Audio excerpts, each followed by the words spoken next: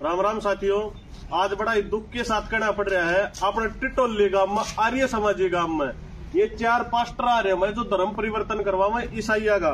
और यूं इनकी गिले इनका मटेरियल पाए, इतना मटेरियल है सारे गांव ने ईसाई बनवा लो। कम से कम 400-500 साल राज कर गया अंग्रेज, फिर भी इनका पेटा नहीं भर लिया। ये गद्दार हुए थे जो जिनने देश गुलाम करवा दिया था, वही गद्दार आज पैदा हो रहे हैं। इसे देख ले भाई, चारू है, चारुवान दिखा दे भाई। ये अपने एक वाल्मीकि समाज में परिवार में पहुंच रहे थे, अपना गांव में एक वाल्मीकि परिवार रहे, उसमें पाए हैं धर्म परिवर्तन करवाने लग रहे हैं। उनका घर में हमने देखे हैं भाई ईसा मसीह के पोस्टर भी पाए गए हैं।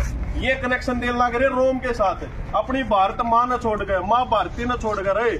जिस देश की मट्टी तो हमारा शरीर बढ़िया, जिसका हमने खाना खाया, जिसका हमने अनाज खाया, उसने छोड़ कर जितनी इस मट्टी में उल्टे मिल जाएंगे। लेकिन ये नु कहे रोम ईसा मसीह हमारा भगवान है, ईसा मसीह तो मिल लो। वो ईसा मसीह जो ना जाए था, जिसका माँ का बेरा नहीं, बाप का बेरा नहीं। बताओ पूरी अपनी बात तेज बोलिए भाई। आर्य समाज की टीम ने पता लग गया था कि गांव में ऐसे प्रचार के लिए आ रहे हैं, तो यहाँ पे अपने नसीब फौजी हैं, अरविंद आर्य हैं, अंकित आर्य पहुंचे हैं। और जब भी नए मटेरियल देखा, ये या जो बाण है या आवड़ गामते हैं और ये अपनी गलती मानना है, दोबारा नहीं आऊंगे। बहन जी बता दो एक बार कितना आप दोनों तेज बताओ, बोलो। गाँव से दोबारा नहीं आऊंगे, गलती मान लो। और आगे यो कितने कर्म करोगे? नहीं, को नहीं करते भाई, बोलो न, करते भाई, बोलो।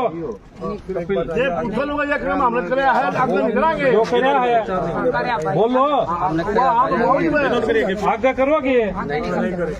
एक और सुनो भाई, ये इन पे एप्लीकेशन लिखवा ली है, लिखितनामा ले लिया है, किसे भी डाल का गए कितने भी धर्म परिवर्तन करवाते नहीं पाओगे भाई। ला इनका अरे दिखा देना हमने, पकड़ी इनके आते हैं, फोड़ दे इसकी जलवावांगे।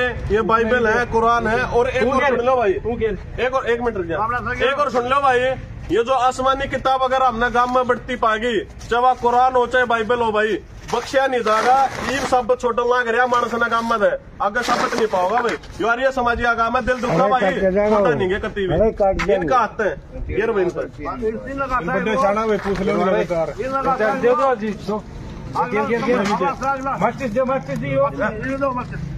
दूर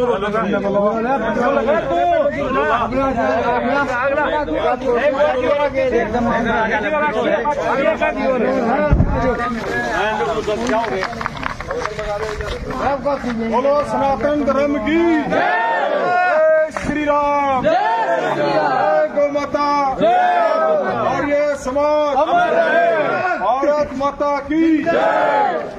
जय आर्य, जय आर्य, जय आर्य, जय आर्य, जय आर्य, जय आर्य, जय आर्यवर्त, जय आर्यवर्त, जय आर्यवर्त, जय आर्यवर्त, जय आर्यवर्त, जय आर्यवर्त। बंद कर लो।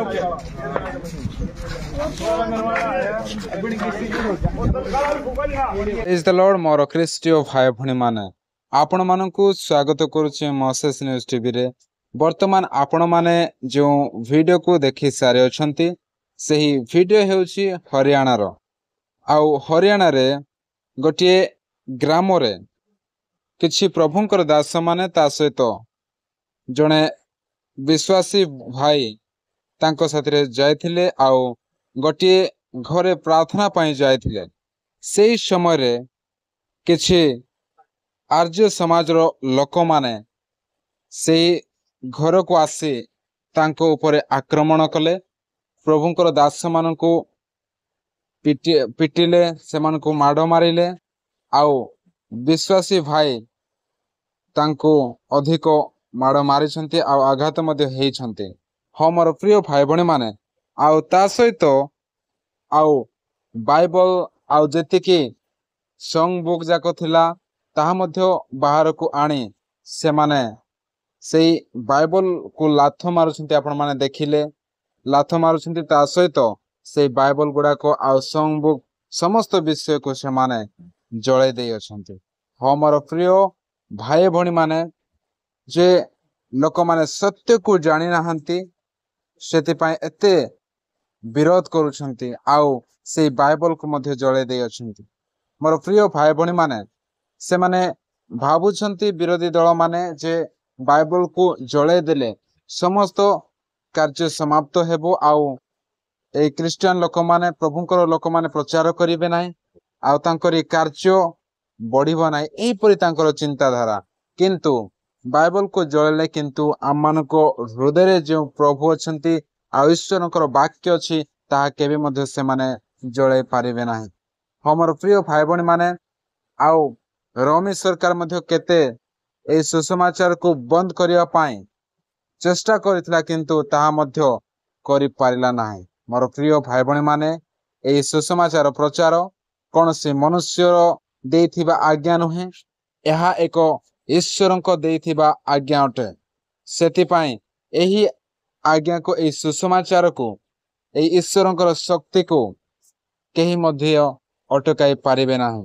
ହଁ ମୋର ପ୍ରିୟ ଭାଇ ଭଉଣୀ ମାନେ, ଜଗତରେ କେହି ମଧ୍ୟ ଜନ୍ମ ହେଇନାହାନ୍ତି ଏହି ସୁସମାଚାରକୁ ବନ୍ଦ କରିବା ପାଇଁ। ଏହି ସୁସମାଚାର ସମସ୍ତ ପୃଥିବୀରେ ସମସ୍ତ ଜାତି ଲୋକମାନଙ୍କ ଠାରେ ପହଞ୍ଚିବ ଆଉ ସମସ୍ତ ଜାତି ସମସ୍ତ ଲୋକମାନେ ଆଣ୍ଠୁ ମାଡ଼ିବେ ଆଉ ତାଙ୍କ ସମସ୍ତଙ୍କର ଜୀବ ସ୍ୱୀକାର କରିବ ଯେ ପ୍ରଭୁ ଯୀଶୁ ଖ୍ରୀଷ୍ଟ କେବଳ ପ୍ରଭୁ ଅଟନ୍ତି ବୋଲି। ହଁ ମୋର ପ୍ରିୟ ଭାଇ ଭଉଣୀ ମାନେ, ଆପଣମାନେ ଏହି ସମୟ ପର୍ଯ୍ୟନ୍ତ ଏହି ଭିଡିଓକୁ ଦେଖିଛନ୍ତି। ପ୍ରଭୁ ଆପଣମାନଙ୍କୁ ଆଶୀର୍ବାଦ କରନ୍ତୁ ଆଉ ପର୍ସନାଲ ପ୍ରାର୍ଥନାରେ ମଧ୍ୟ ଏହି ପ୍ରଭୁଙ୍କର ଦାସମାନଙ୍କ ନିମନ୍ତେ ଆଉ ହରିୟାଣା ନିମନ୍ତେ ପ୍ରାର୍ଥନା କରିବେ ଯେ ପରମେଶ୍ୱର ଅଦ୍ଭୁତ କାର୍ଯ୍ୟ ସେ ସ୍ଥାନରେ କରିବେ ଆଉ ଯେତିକି ଜଣଙ୍କୁ ପ୍ରଭୁଙ୍କର ଦାସମାନଙ୍କୁ ମାରିଛନ୍ତି, ତାଙ୍କୁ ପିଟିଛନ୍ତି ବିରୋଧୀ ମାନେ, ସେଥିପାଇଁ ପ୍ରାର୍ଥନା କରନ୍ତୁ ଯେ ପ୍ରଭୁ ସେମାନଙ୍କୁ ଶକ୍ତି ଦେବେ। ଆଉ ଯେତେବେଳେ ବିରୋଧୀ ମାନେ ତାଙ୍କୁ ମାରିଲେ ପିଟିଲେ ଆଉ ଏହି ପ୍ରଭୁଙ୍କର ଦାସମାନଙ୍କୁ ଜେଲରେ ନେଇକି ଗଲେ, ସେହି ସମୟରେ ପୁଲିସ ମାନେ ବିରୋଧୀ ମାନଙ୍କୁ କିଛି ନ କହି ପ୍ରଭୁଙ୍କର ଦାସମାନଙ୍କୁ ମଧ୍ୟ ସପୋର୍ଟ ନ କରି ଉଲ୍ଟା ଏଇ ପାଷ୍ଟର ମାନଙ୍କୁ ପଚରା ଉଚରା କରୁଛନ୍ତି। ତା ସହିତ ଫୋନ କଲ୍ ସମସ୍ତ ବିଷୟକୁ ମଧ୍ୟ ସେମାନେ ଧ୍ୟାନରେ ରଖିଛନ୍ତି।